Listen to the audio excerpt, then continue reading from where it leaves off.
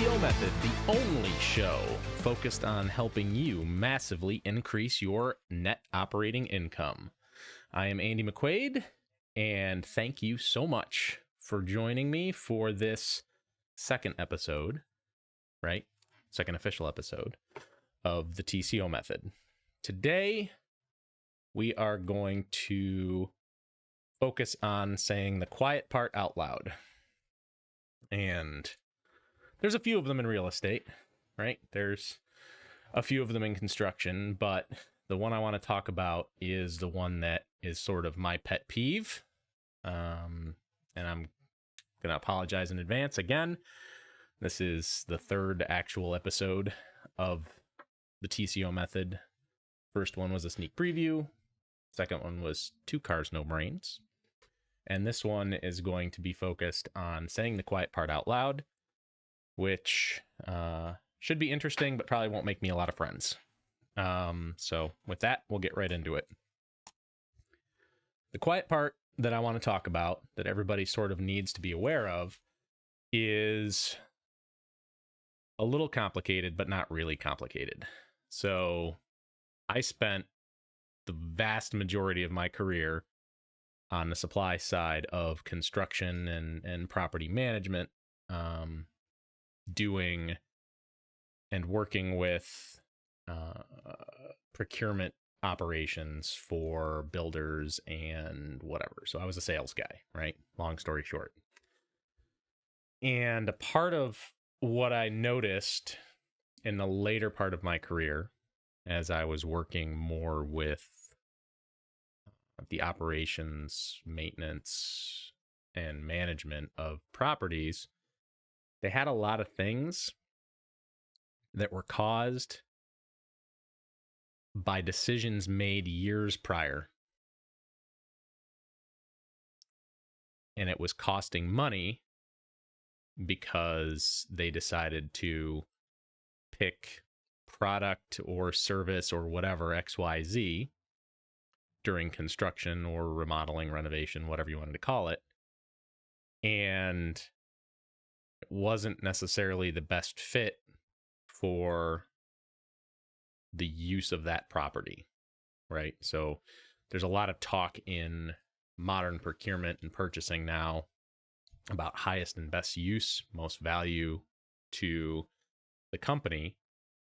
But the reality is that the priorities of the construction company, the remodeler, the renovator are not the same as the priorities of the operator of a multifamily commercial property or an office building or whatever. So a lot of times decisions are made so that they can come in on time and under budget, which means that the product has to meet whatever specs are laid out by the architect at the beginning of the project, which is a whole nother thing that we'll talk about, because architect specifications, I did it for a year working with, really high-end commercial architecture shops across the country in some of the biggest cities, servicing some of the biggest national clients.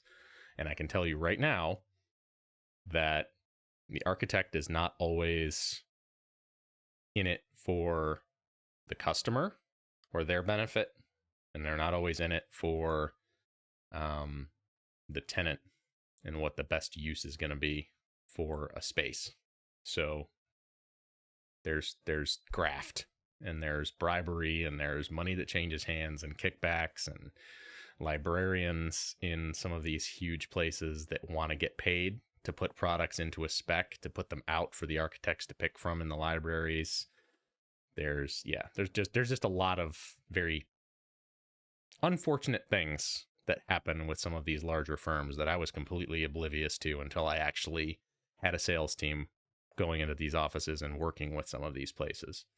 And, 6 months in, when we had a librarian basically say, hey, I want 5% of whatever it is that gets sold into this job if I recommend your product, I was like, oh, what? It freaking blew my mind. Needless to say, we didn't do that because that's a huge issue. But as a product manufacturer and supplier, I was like, wait, this is actually a thing? Oh, it explains so much about why bad decisions are made. But in any event, there's this thing that I call race to the bottom, right? And this is the quiet part being said out loud.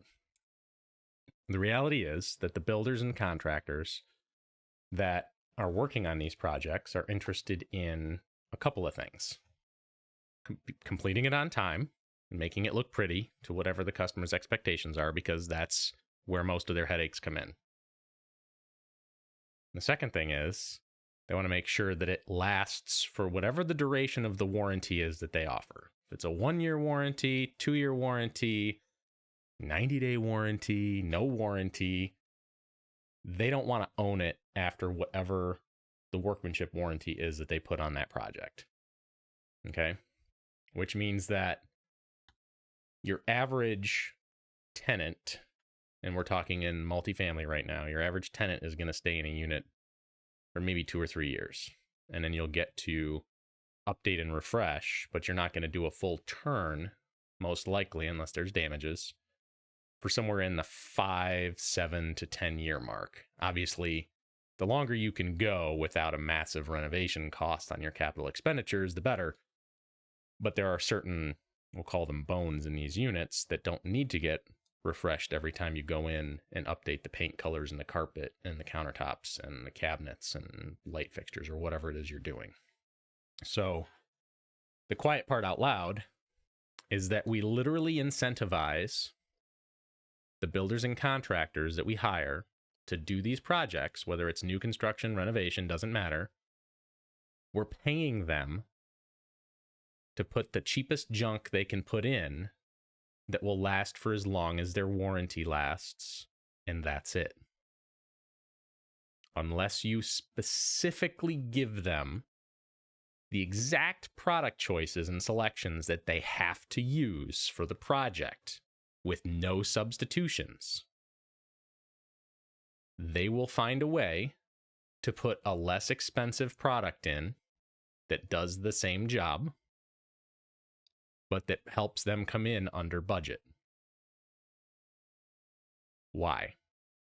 A bunch of reasons. Number one, because stepping over dollars to pick up pennies is not their problem, right? I've seen operators do this too, right? Big multifamily operators, over 10,000 doors under management, and they would rather put stuff in that starts to have issues after 3 years and then pay their guys to go into these apartments and maintain them and operate them and do whatever it is to keep them functioning the way they're supposed to, or just let them run endlessly and just use utilities and cost the company more money, as opposed to paying extra money at the beginning of the project during a rehab to do it right. So it takes all kinds, and I'm not judging. Everybody has their own reasons why they do things, but I do question the logic, if you're going to own and operate a property long term, why you would choose to put something in that you know will have problems, that you know will cost you more, and that you know you probably won't change again for 10 to 15 years. It doesn't make a lot of sense to me. I don't know that it makes a lot of sense to a lot of people when you put the numbers on paper. I think it just doesn't seem to make sense. So my advice is to avoid choices like that, right? This brings in the whole 2 cars, no brains conversation from the last episode. And yes, I am talking about the 2 cars, no brains situation, but we're going to put it more specifically into this race to the bottom conversation that we're having. So we pay project managers to come in under budget and on time. We pay construction companies to come in on time and within scope. Construction companies pay their project managers to come in under budget. And depending on how far under budget they come in, they get a bonus 9 times out of 10. So we're accepting and incentivizing bad behavior at the fundamental root level of the industry, because we're directly tying compensation to cutting corners and calling it good performance. There is something called value engineering that gets thrown around a lot by both building materials providers and by builders, construction companies, GCs, subcontractors, whatever you want to call it. If there's labor and materials involved, they will pitch this value engineering thing to their clients. Now, the problem with value engineering isn't that it exists. It's that 9 times out of 10, especially in the last, call it 5 to 10 years, they will value engineer all the value out to secure a low price. So what's the problem with that? Well, for example, we used to have a customer of mine back when I was working at the lumberyard who insisted on value engineering all the truss packages for these homes.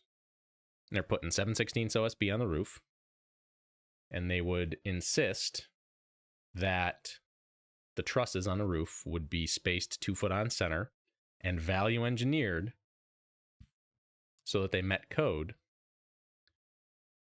But they didn't care if that plywood sagged, and you could see sags in the roof after their workmanship warranty was up. This was the tract home builder. So they would build, 90 to 110 homes a year, and all they cared about was the lowest price possible. Well, when you drive through those tracts, even now,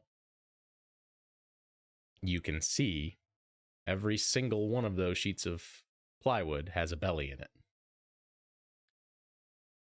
Now, it looked fine when that first homeowner bought it, but do you think the curb appeal factor lowers the property value of that home when they're going to resell it?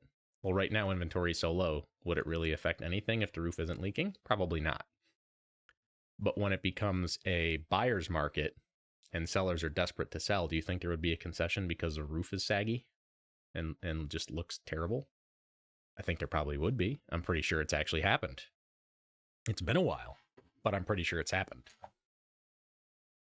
So they value engineered the value out, but it added value to them because their workmanship warranty is 12 months. So once somebody signs that dotted line and takes possession of that house, you get a leaky faucet, a leaky toilet, leaky roof, whatever it happens to be, the builder's on the hook to come in and fix that, labor and materials. Once that's over, it's whatever the manufacturer's warranty, if you can find proof that that is the specific product. Like, good luck identifying the siding on your house 15 years down the line. Building materials companies just don't maintain the exact same product typically in the exact same configuration for that long. Like, the warranty might be 30 years. Number one, it's going to depreciate after, say, 5 to 7, typically. Sometimes it's sooner, sometimes it's later. But good luck actually matching that product. Like, you're not going to be able to. If something goes wrong, you have an insurance claim, whatever. Anybody who's ever lived through this knows they have to basically fight to get the entire visible section covered by the insurance company because you can't match it. Whether it's because of fading, because they don't sell that particular product anymore, the wood grain changed, the color's a little different, the sheen is a little different. Like, just a ton of things that go into building materials that people don't think about. But the reality is that anything after the first 12 to 24 months is going to be on the owner of that home, regardless of whether there was a manufacturer's warranty or not. I mean, half the manufacturer's warranties out there aren't transferable anyway. So the builder buys the product, puts it in the house. It's a non-transferable warranty. So if the builder calls to say, hey, I need this part, the assumption is going to be the builder still owns that and it's still covered. Joe homeowner calls up and says, hey, I got this part, serial number, blah, blah, blah. If it was registered, it probably wasn't registered to them. If it wasn't registered, you got a 50-50 chance of them honoring the warranty. because they're going to want proof of purchase. Does a homeowner have proof of purchase for a faucet? For shingles on a roof? No, they don't. So it's going to be a he said, she said, and good luck getting any money out of it. And when they do give it to you, it's going to be materials only, not labor. So in a lot of cases, it's not even worth pursuing because the labor is the more expensive part. Anyway, I got off on a tangent. My apologies. And this might happen more often, so I'm going to apologize in advance. So the quiet part out loud is, how do you control, as an operator of properties for income, how do you control these incentives that have been rolled out since the dawn of construction? How do you incentivize or remove the incentive to just put the cheapest possible thing into these apartments or into these spaces? I've seen flippers, and no offense to flippers, I know a ton. I know a ton of people who flip, who wholesale, who property manage, who do, renovations themselves in-house, operate crews, hire crews out. They don't care what they use. So you can buy a turnkey flip that's being advertised as turnkey for a rental, ready to go. And it'll have laminate floors. What happens the first time a laminate floor gets wet? It swells up like a balloon, and the picture of the wood that's stamped on top of it peels off or wrinkles.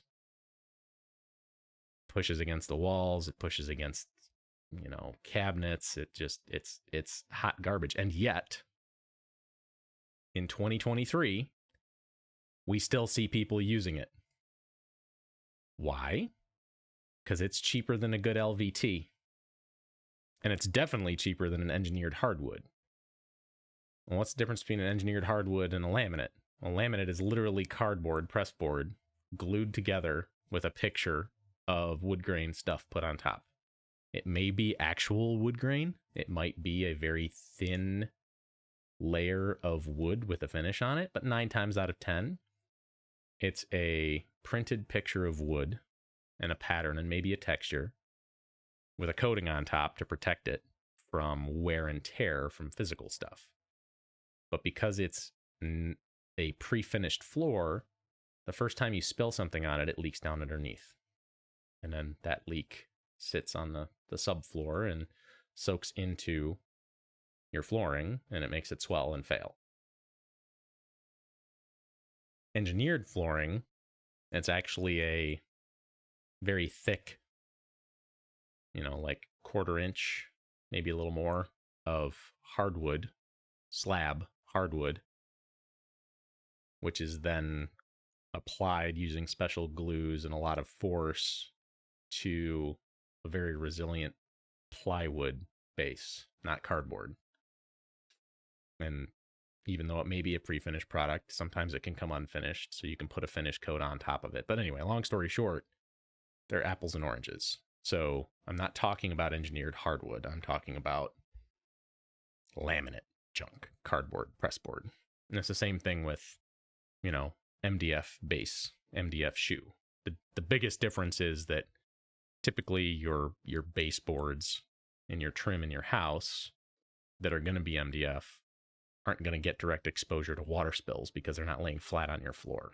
Right? If you have a flood, they're probably going to fail. But so is the prime finger jointed pine or whatever that you would have had there anyway, would have had to been ripped off and replaced. So it's 6 of one, half a dozen of another in that case. But for flooring, it's a complete joke, yet it's used all the time. Very, very similarly, we see very inexpensive, low quality paints that are very hard to touch up, that are almost transparent in some cases, depending on how they're applied and who applies them, being used for rentals. And then, you get a spot on the wall from somebody moving in, and on your move-in inspection, it's there. You offer to fix it. You end up having to repaint an entire wall instead of being able to just touch up one spot. So the stuff that goes into these units does matter, right? Chasing the race to the bottom for that bonus, for that, that project manager, you need to put things as an owner. If you're involved in this type of project where you're hiring a GC to build for you, or you're hiring a subcontractor to come in and turn units, and you're doing, labor and materials, because we're into a whole different conversation with the owner of the building or the owner of the property buying the materials, because then there's no incentive for the builder or the contractor to reduce waste. Right? It's not unusual for a home builder to buy the framing package and supply that for the framing carpenter that's going to actually stand the house up, right? They're just there as labor. And there's things you can do from an inspection standpoint to make sure that they're not generating too much waste and to hold them accountable, in their final payment for that.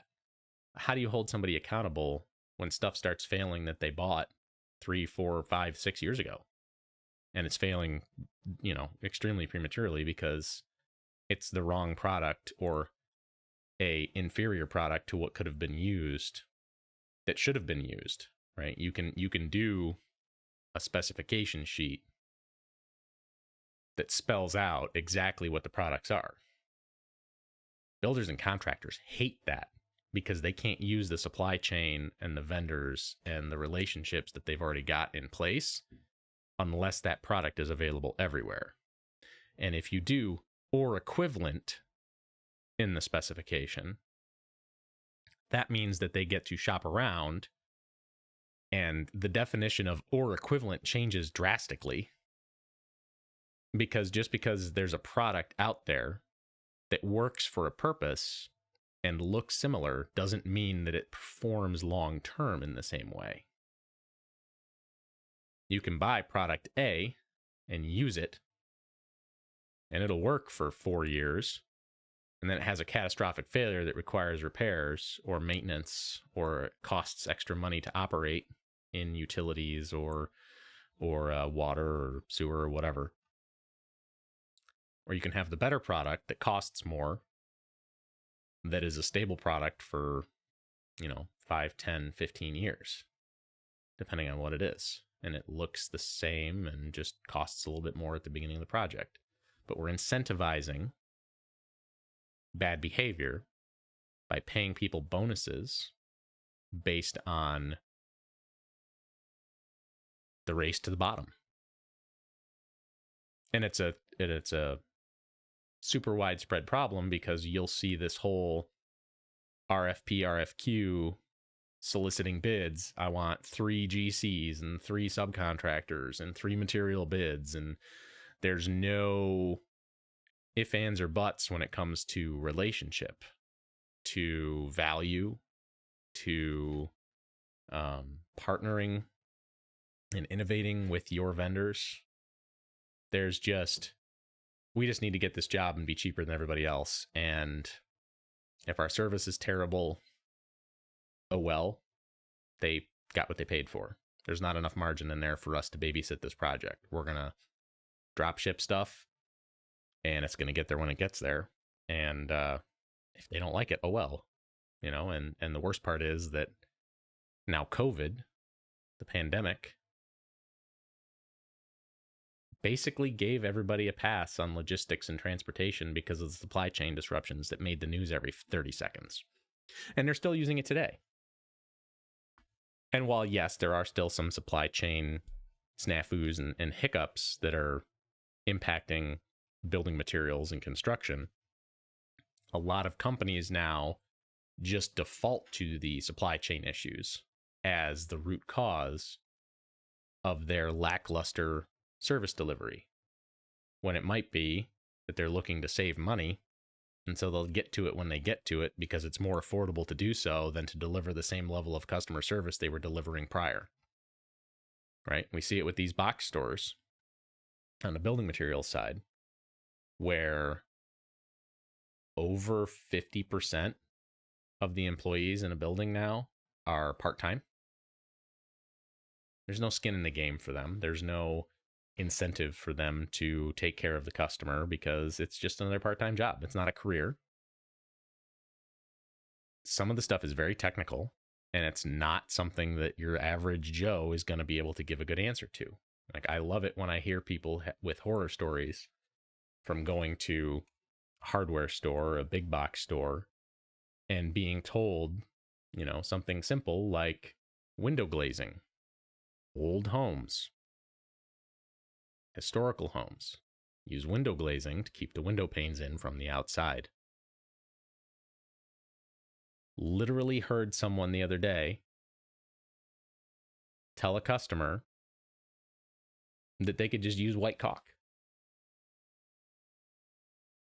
I guess you could.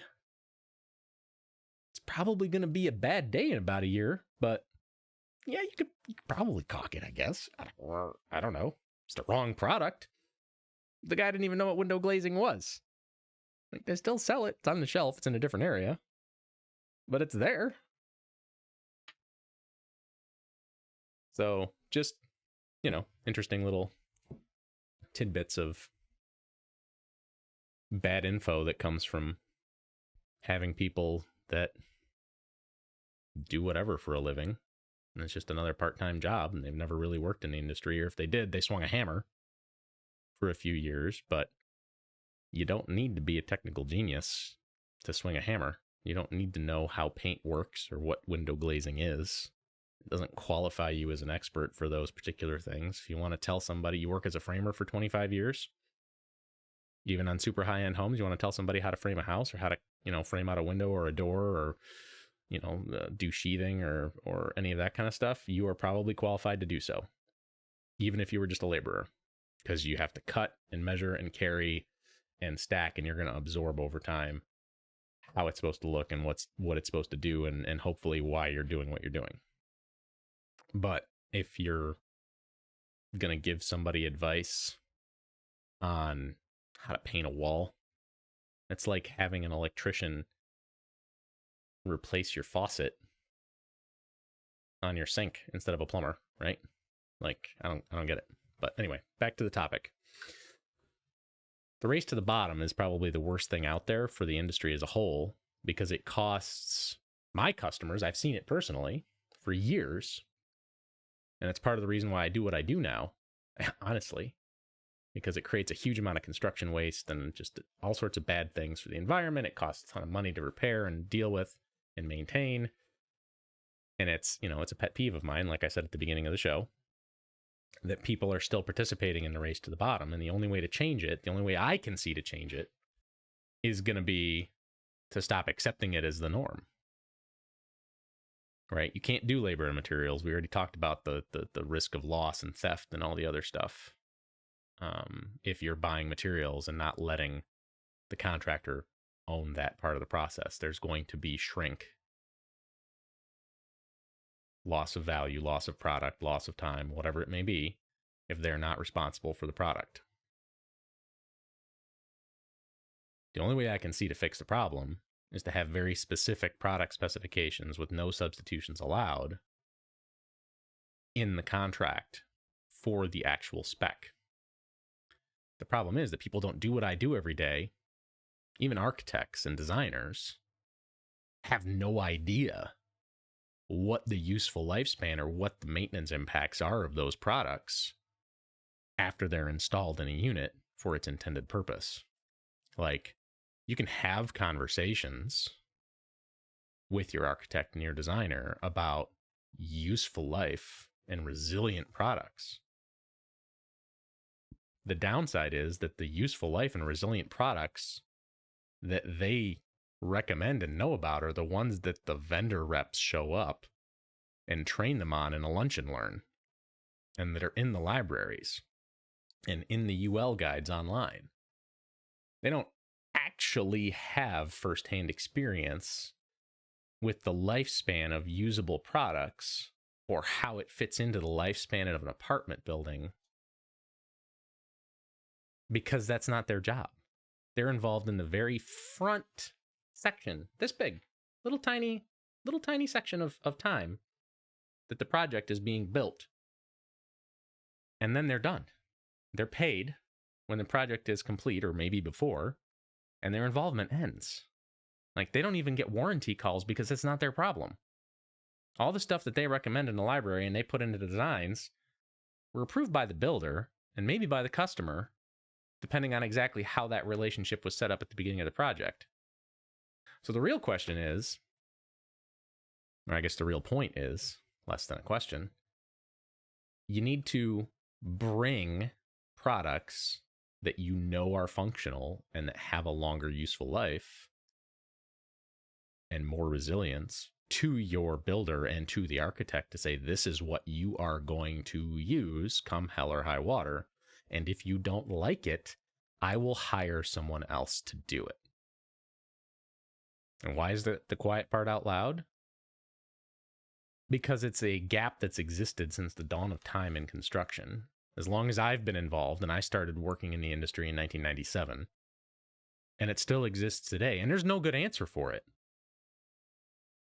Because they want to own the products, they want to own the relationships, and they want to find ways for them to save money.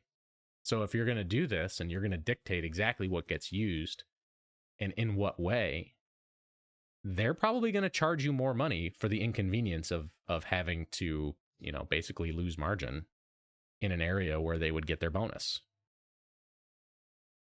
So I don't know if that's the right answer. I don't know if anybody else has answers. Email me, podcast@tcomethod.com. Let me know what you think. Am I just making this up? Is this not a problem everybody sees? Do people just not care? Is it just a part of a cost of doing business? Because I know that unexpected expenditures, like having to replace an entire floor in a rental because the tenant decided to spill water or had a leaky faucet, is probably not going to help your NOI numbers at all. I guess if you can write it off as an insurance expense and your insurance doesn't skyrocket because of it, maybe you'll be okay.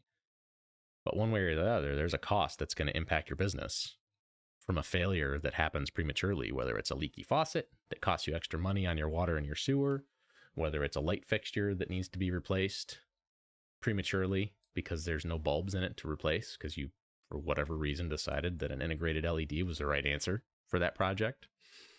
Maybe it's something, a little bit more technical, like you decided to have stampcrete walkways put in this nice place that's an Airbnb. And then the property maintenance people decided to just throw rock salt on it, and it completely crumbled after a year because it wasn't sealed properly. Like anything can happen in this industry. And I guess everybody involved in the process should have a fiduciary duty to extend the useful life of it for as long as possible. But there's no incentive to do that on the construction side, on the architect side, on the implementation side at the beginning of the process. It's the people who operate the property later that are stuck with that. And it just becomes a part of overhead. And I guess if it's an outside property management company that doesn't own the actual place, it creates work for them to charge more than the 8%, 10%, whatever of gross rents that they're getting to maintain and operate that property. So there's a few different levels that change has to happen on, and I don't know how to do it. I don't. I've been in this industry forever. It's very slow to adopt change, and it's even slower to change something when they've been getting paid and incentivized through their pay structure to step over the dollars to pick up the pennies at the beginning phases of a construction rental project. So let me know your thoughts. That's all I got for today. It will be the 16th of May when this comes out, Tuesday. First episode live on Apple Podcasts. So please like, subscribe, leave me a comment, share it, let your friends know. It's out. It'll be out everywhere, but it'll be the first day it's on Apple Podcasts. Please go there, leave a comment, leave a reply. Tell me you think I'm a dummy. Tell me that the industry will change. Tell me that the industry won't change. Give me an opinion. I love to hear it. I love to have in-depth conversations about technical stuff like this. And I appreciate your time. Talk to you next time. TCO Method.